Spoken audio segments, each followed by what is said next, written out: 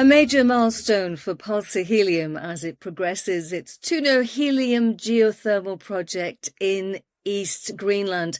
To find out the details, I'm delighted to be joined by the President, Co-founder and Chief Executive, Thomas Abraham James. So, Thomas, global energy consultancy Sproule-ERCE will be conducting a pre-feasibility study at Tunu. But before we talk about Sproule, what's so special about the project? Nice to see you, Sarah. And here it is behind me, beautiful Greenland. It's a place that I personally very familiar with, and my colleagues. So I've been working in Greenland since 2008. And what makes it special is that been in the helium industry for some time now, and we applied our model of where to find primary helium accumulations around the world. And Greenland ticked the boxes for the right geology.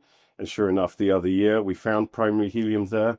And what we also found coincidental with it was a very high heat gradient at depth as well. So this is where the potential for geothermal energy and helium may be present at this project. So, and to be honest, we're on the east coast of Greenland. It's the least explored part of Greenland. So another thing that makes it special is that there is great opportunity for new discoveries. So helium being one of them, the first helium company in Greenland, and now the geothermal as well. So it's a land of opportunity.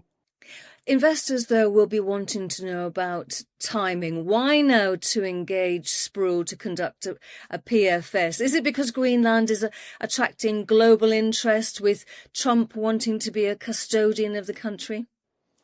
Look, it is very topical as a nation, there's no doubt about it. But when we listed Pulsar, Greenland was there, and that was before all this chatter had begun. So it's one of our key projects in our portfolio of two. So we're always going to be advancing this project. In regard to the timing, so last year we conducted a seismic survey there. We got positive results from that, showing that at depth we had the right geology there. And so really on the back of that and this year's field season, so we have to keep in mind that with Greenland, the field season is limited to more or less to the summer months to do meaningful work there. And so it's coincident with that. So we have a field program coming up. And then with the work that Sproule-ERCE is going to be conducting as well, and some of the outcomes of that may well be that, okay, whilst we're in the field, also conduct these ancillary activities that could benefit the project moving forward. So that's the reason for the timing. Some good results and an impending field season. Okay, so Sproule. Why Sproule, and are they highly regarded in this sector? And how long will it take them for them to do their research and write up their report? So Sproule has recently merged with ERCE, and with ERCE, they have a division in the Netherlands, which is a geothermal specific division. So this is, I guess, a new asset for the broader Sproule group. And so it was introduced to them and explained to them the results that we've had to date. And then really via our discussions with them to say, okay, how can we advance this element of the project? So the helium we have in hand, it's our expertise. With the geothermal, how can we assess that?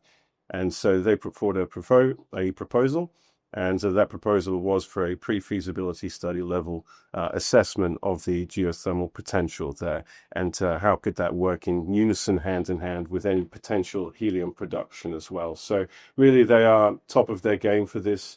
Their CV is quite extensive for geothermal around the world, and also the opportunity to look at what I understand to be the first real geothermal potential project in Greenland. I think they find it exciting as well. Okay, so depending on the outcome of the PFS, what will the next steps where Tunu is concerned? What will they be?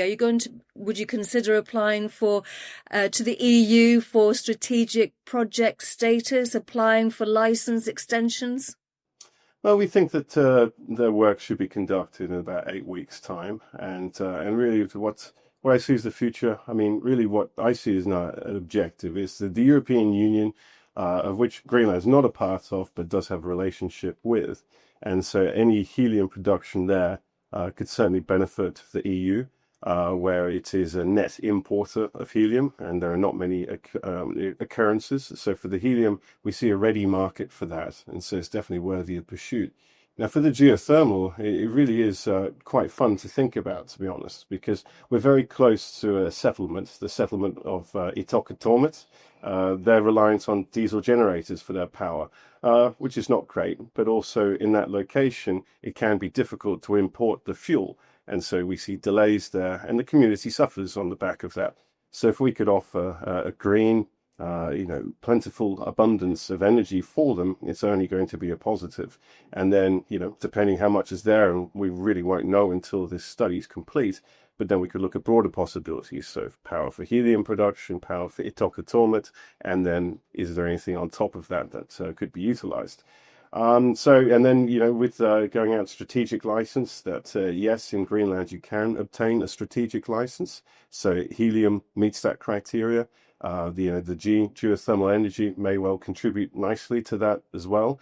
And so as we advance and get to the stage where applying for that stage of license, where they then help with permitting, they help with offtake, is a real possibility. And that's an objective of ours, is to get to that point, to be able to unlock EU strategic financing as well, and use that to advance the project. Whilst, in the meantime, a flagship and our major project that we're focusing on, purely because it's more advanced, is our Topaz Project in Minnesota. Okay, so before I ask you about Topaz, so it sounds as though you have the potential to look after the residents of the settlement, the potential to look after the EU's needs, and shareholders. Obviously, you want to look after shareholders. So therefore, finally, has the company got the capacity to develop Tunu and Topaz in Minnesota at the same time? Look, it's a staged approach. So Tunu is earlier stage. With the work that we're doing, the field work and the report, then yes, that's something that's financially capable of conducting, not a problem. And then the outcome of that will then determine what would next year's field season look like. And that's really why it's important to keep advancing this, to get it to a point of maturity where then we can say, okay, the element of risk or doubts about the potential of this project is being reduced, and then it becomes attractive to once again to the European Union, or indeed to institutions or even corporations in Europe that may wish to participate with this project. Wonderful. Thomas Abraham James, Chief Executive of Pulsar Helium. Thanks very much for your time. Thank you.